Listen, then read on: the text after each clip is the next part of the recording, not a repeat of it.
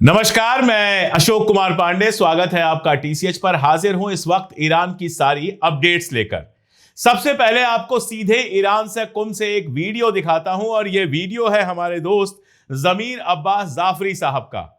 जिस समय इजराइल से ऐसे वीडियो आ रहे हैं कि सड़कें खाली पड़ी हुई हैं, सड़कें वीरान हैं पूरी तरह से, लोग शेल्टर्स में दबे हुए हैं, लोग परेशान हैं, रो रहे हैं, लोग नेतन्याहू को गालियां दे रहे हैं, उस समय ईरान में क्या माहौल है वो बता रहे हैं हमारे दोस्त जमीर अब्बास जाफरी। बिस्मिल्लाहिर्रहमानिर्रहीम। 1:32 है, रात का टाइम है, 8 मार्च है। ट्रंप ने कहा था बॉम्ब्स बरसाएगा। यहाँ पर देखे कार रैली निकली हुई है कुम में। लब्बैक क्या खामेनेई, लब्बैक क्या खामेनेई। यहाँ के लोग पैगाम दे रहे हैं कि हम ट्रंप से नहीं डरते।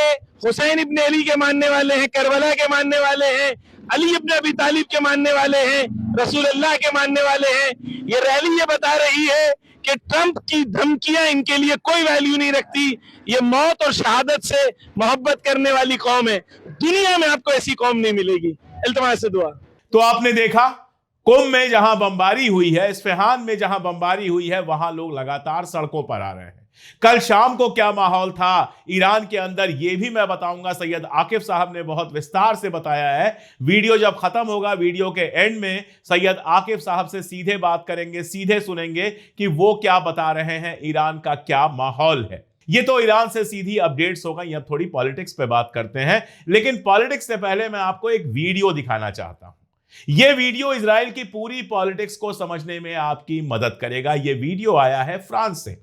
फ्रांस में कुछ लोग फलस्तीन के समर्थन में जुलूस निकाल रहे थे और एक ज़ायनिस्ट यहूदी उनके साथ बदतमीजी कर रहा था, उनको लगातार परेशान कर रहा था। तब तक हुआ यह कि पुलिस आ गई और पुलिस के आने के बाद उसने ऐसी एक्टिंग शुरू की, वीडियो में आप देख पा रहे होंगे, उसने ऐसी एक्टिंग शुरू की जैसे किसी ने उसको मारा पीटा हो और चिल्लाते हुए, बाप बाप चिल्लाते हुए वहां से भागने लगा। यह इजराइल का कैरेक्टर है, यह इजराइल का चरित्र है। इजराइल के लोग और इजराइल के खास तौर पे ज़ायनिस्ट जो है वो ऐसे ही बिहेव करते हैं। पहले आप पर हमला करेंगे, पहले आपको परेशान करेंगे और फिर उसके बाद खुद को विक्टिम बताने लगेंगे। आज जब इजराइल पे लगातार बम गिर रहे हैं, तो चाहे वहां विपक्ष का नेता हो, चाहे वहां के लोग हो, जो वीडियो बना रहे हैं उसमें ऐसे दिखा रहे हैं कि अरे हमारे साथ देखिए कितना बुरा हो रहा है, देखिए कैसे ईरान हमारे घर गिरा रहा है, देखिए ईरान कैसे हमारे शेल्टर तक पहुंच गया, देखिए ईरान की मिसाइलें कैसे हमारी जमीन को खोद दे रही हैं पूरी तरह से।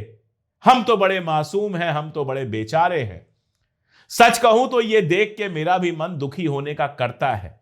मेरा भी मन करता है कि इजराइल में जितना बर्बादी हुई है, जितनी तबाही हुई है, जिस तरह के मकानात दिखे हैं वहां पर, जिस तरह पूरे पूरे अपार्टमेंट्स बर्बाद हो गए हैं, लोग मारे जा रहे हैं, उस पर थोड़ा दुखी हो जाऊं, यह मन तो मेरा भी करता है।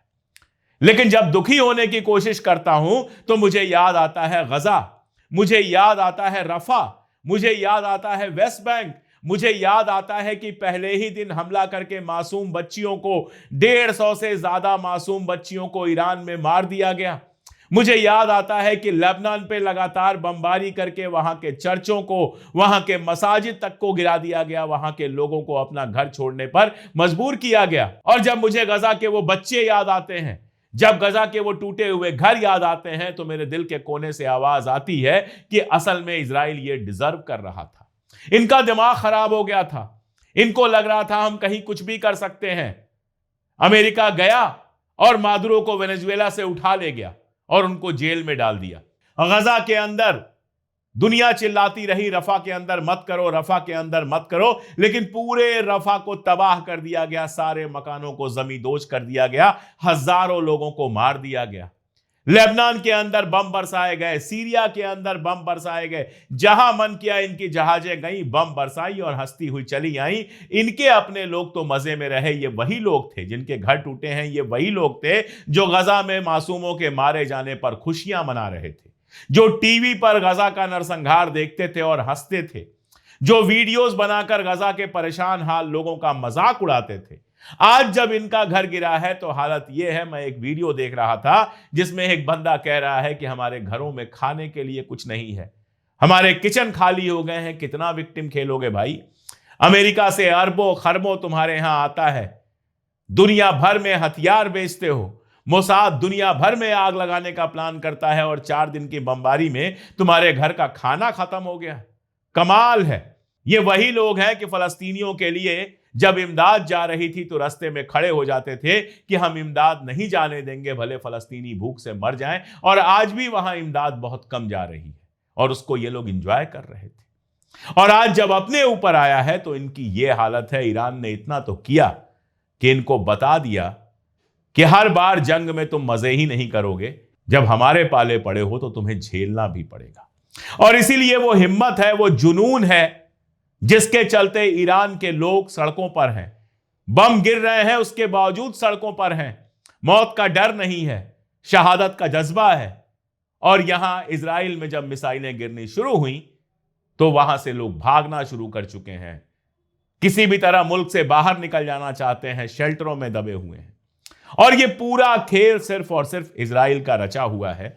यह प्रूफ करने के लिए अब बहुत सारे सबूत हैं हमारे पास। अमेरिका का राष्ट्रपति ट्रंप कल भाषण दे रहा था और उसने कहा कि ये जो अमेरिका ने हमला किया है ईरान के ऊपर, ये Jared Kushner, Steve Witkoff, Peter Hegseth और इस तरह के लोगों की सलाह पर किया है। इन लोगों ने क्या सलाह दी थी कि अगर आप हमला नहीं करेंगे तो ईरान इजराइल के ऊपर हमला कर देगा। पहली बात तो यह कि ईरान ने इजराइल के ऊपर आज तक कभी हमला नहीं किया था। 12 रोजा जंग में पहला हमला इजराइल ने किया। इस बार की जंग में पहला हमला इजराइल और अमेरिका ने किया। दूसरा, जरा एक एक नामों को देख लें। मैं आपको पहले भी दिखा चुका हूं कि कैसे जब नेतन्याहू गया था अमेरिका तो वो केवल साथ किन के बैठा था, यही सारे लोग थे, ये सारे के सारे यहूदी और ये सारे के सारे ज़ायनिस्ट हैं। जारेड कुशनर कौन है? ये ट्रंप का दामाद है, यहूदी है, ट्रंप का दामाद है। तेल का इसका बड़ा बिजनेस है, ऑयल फंड्स में इसने ढेर सारा पैसा डाला हुआ है। यह वही है जिसको गजा में रिकंस्ट्रक्शन की जिम्मेदारी दी गई है। रियल एस्टेट का बड़ा खिलाड़ी है ये और पूरी तरह से इजराइल की बातों में चलने वाला है। स्टीव विटकॉफ, यह वही विटकॉफ है जिसने कहा था कि इजराइल अगर सारे अरबों की जमीन पर भी कब्जा कर ले तो हमें कोई दिक्कत नहीं होगी। स्टीव विटकॉफ अमेरिका का राजदूत है, एम्बेसडर है इजराइल के अंदर, लेकिन लगता ऐसा है कि वो इजराइल का नेता है, इजराइल का रहने वाला है, अमेरिका का भला नहीं सोचता है, इजराइल का भला सोचता है। चौथा नाम पीटर हेग्सेथ का। पीटर हेग्सेथ के साथ भी यही है। यह आदमी साल भर पहले जेरूसलम में गया था और वहां उसने कह दिया था कि ग्रेटर इजराइल तो बनना चाहिए वगैरह वगैरह, क्या क्या बातें की थी इसने। यह भी पूरी तरह से इजराइल के खेमे का आदमी है। कई बार ऐसा लगता है कि या तो एप्स्टीन की फाइल की वजह से या किसी और वजह से सारे ऐसे लोग बिठाए गए ट्रंप के आसपास, या ट्रंप को सारे ऐसे लोगों को चुनने पर मजबूर किया गया जो अमेरिका की जगह इजराइल के लिए काम करते हैं, जैसे लिंडसे ग्राहम। रहा तो वो कर्नल है, शादी वादी नहीं की है उसने, उसके ऊपर गे होने का भी आरोप लगा है, तमाम सारी चीजें हैं, वो उसका पर्सनल मामला है, उस पर कुछ मैं नहीं बोलूंगा। लेकिन लिंडसे ग्राहम वो आदमी है जो कई बार इजराइल गया और उसने मोसाद और नेतन्याहू को ट्रेन किया कि क्या कहना है ट्रंप को तैयार करने के लिए कि वो ईरान पर हमला कर सके। लिंडसे ग्राहम को आप देखेंगे तो वह ऐसा लगेगा जैसे इजराइल का सीनेट का मेंबर है, वो इजराइल के कनेसेट का मेंबर है, वो अमेरिका का नागरिक नहीं है। और आज लिंडसे ग्राहम अपना सीना पीट रहा है कि अरब मुल्क क्यों नहीं हमारा साथ दे रहे हैं। यूएई को वो गालियां दे रहा है कि यूएई ये क्यों कह रहा है कि अपनी जमीन और आसमान का इस्तेमाल हम ईरान पर हमले के लिए नहीं करने देंगे, अपने यहां से कोई हमला नहीं होने देंगे, ऐसा यूएई क्यों कह रहा है। यूएई को तो अमेरिका के साथ इस जंग में शामिल होना चाहिए था। इस पर यूएई के एक बड़े बिजनेसमैन ने लंबा चौड़ा जवाब दिया था, हालांकि प्रेशर पड़ा होगा, उसको अपना ट्वीट मिटाना पड़ा, लेकिन ट्वीट तो अवेलेबल है। ये जो बिजनेसमैन भी है दुबई का, ये भी एक जमाने में इजराइल का बड़ा भक्त रहा है और इजराइल के एजेंट की तरह दुबई में काम किया है। लेकिन अब जब ये समझ में आ रहा है कि इजराइल की दोस्ती भारी पड़ेगी, कहीं ऐसा ना हो कि सारा बिजनेस और दुबई का सारा ग्लैमर खत्म हो जाए, तब ये सीधे सीधे जवाब दे रहा है लिंडसे ग्राहम को और ट्रंप को।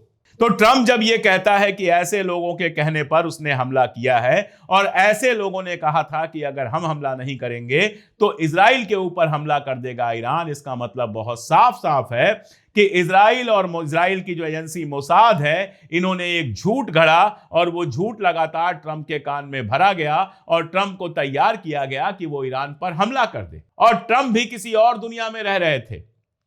ट्रंप को ईरान का कल्चर नहीं पता था, ट्रंप को ईरान की हिस्ट्री नहीं पता थी, वरना उसको मालूम होता कि सैयद अली खामनेई को मारने के बाद, उनको शहीद करने के बाद ईरान सड़कों पर उतरेगा तो वो अपने देश के लिए उतरेगा, वो अपनी सत्ता के लिए उतरेगा, वो अमेरिका का साथ देने के लिए नहीं उतरेगा।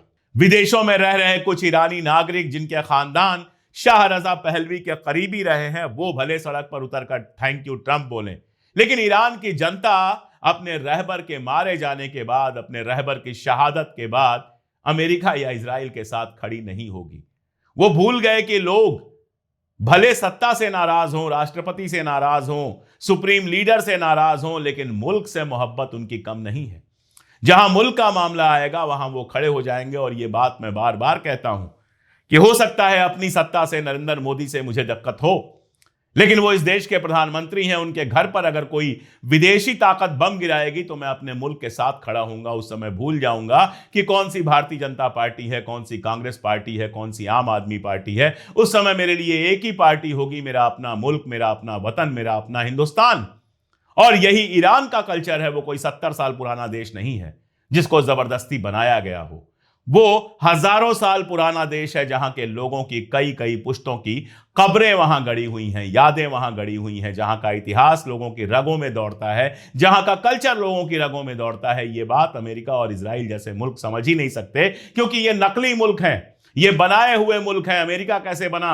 रेड इंडियंस जो अमेरिका के मूल निवासी थे उनको उजाड़ा गया, मारा गया, उनकी जमीनें छीनी गई और अमेरिका को बसाया गया।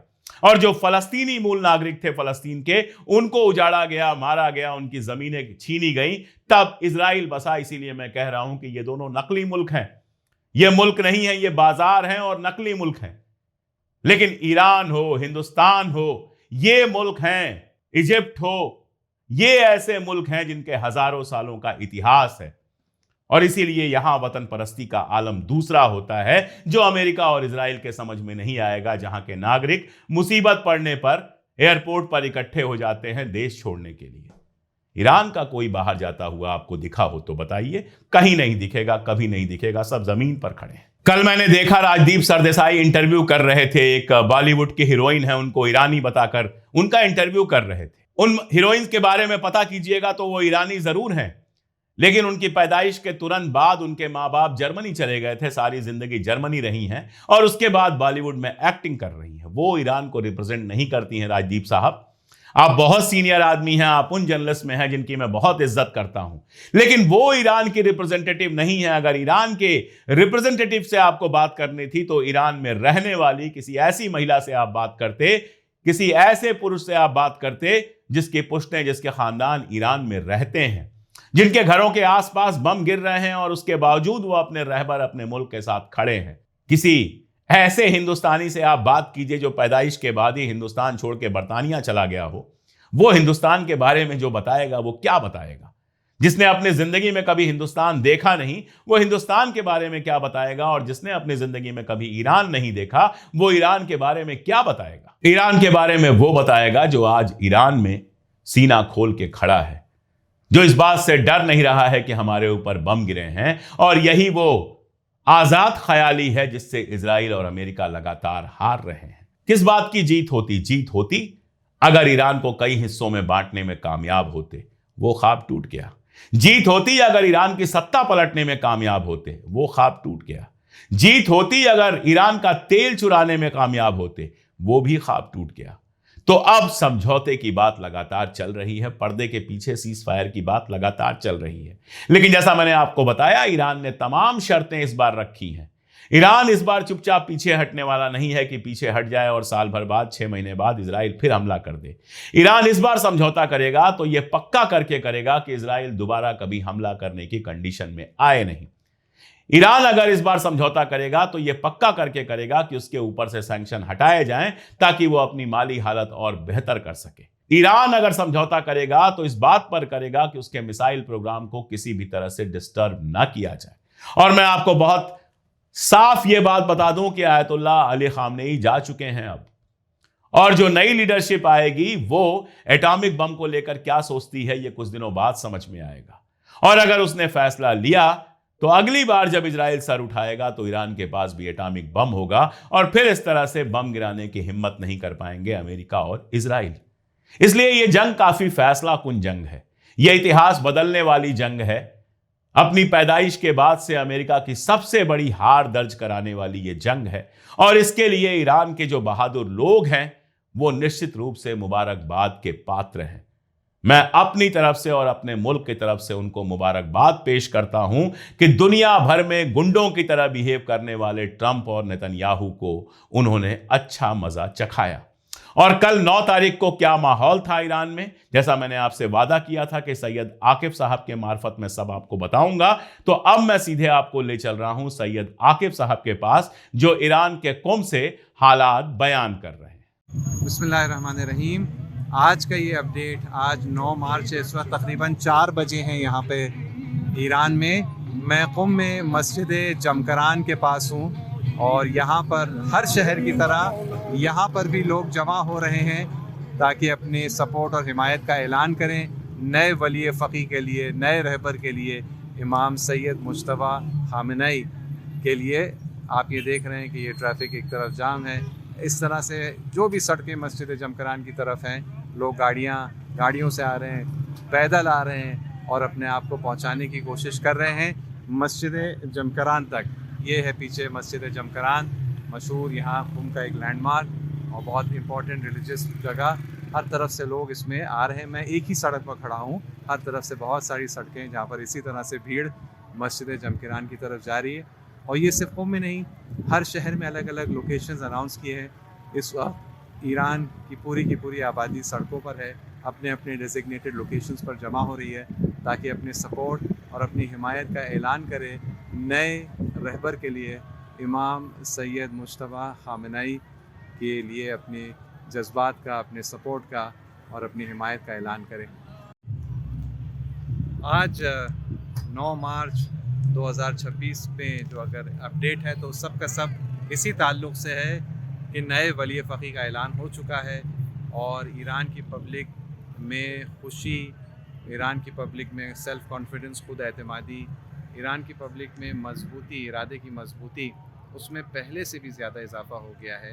पहले भी बहुत ज़बरदस्त मुकाबला किया जा रहा है और बहुत ज़्यादा कॉन्फिडेंस है कि इस जंग में बड़ी कामयाबी ईरान को होगी, उम्मत को होगी। लेकिन अब इस ऐलान के बाद जो कल रात हुआ, शब क़द्र, पहली शब क़द्र के दौरान हुआ, जब मुल्क का एक बड़ा हिस्सा वैसे भी इबादत में, दुआ में, अज़ादारी में मसरूफ़ था, उसके दरमियान ये ऐलान हुआ, उसने एक अजीब और पहले के मुकाबले में बेसाबिक़ा किस्म की, अनप्रेसिडेंटेड किस्म की पॉजिटिव एनर्जी और उम्मीद और कॉन्फिडेंस और ईमान यहाँ पर क्रिएट किया है। मैं यहाँ मस्जिद जमकरान में हूँ जहाँ पर लोग जमा हो रहे हैं। कुम के अलावा हर शहर में ऐसे डेजिग्नेटेड लोकेशंस हैं जहाँ पर लोग जमा हो रहे हैं और वहाँ पर अपने सपोर्ट का ऐलान करने के लिए 3:30 बजे, 4 बजे लोकल टाइम लोग जमा हो रहे हैं। तो आपने सुना कुम के हालात। अपने नए लीडर का स्वागत करने के लिए जनता सड़क पे है, बावजूद इसके कि बम गिर रहे हैं जनता सड़क पर है, बिना डरे सड़क पर है। और जहां की जनता इतनी हिम्मत वाली हो उसको कोई क्या हराएगा। आज के लिए इतना ही, बहुत शुक्रिया।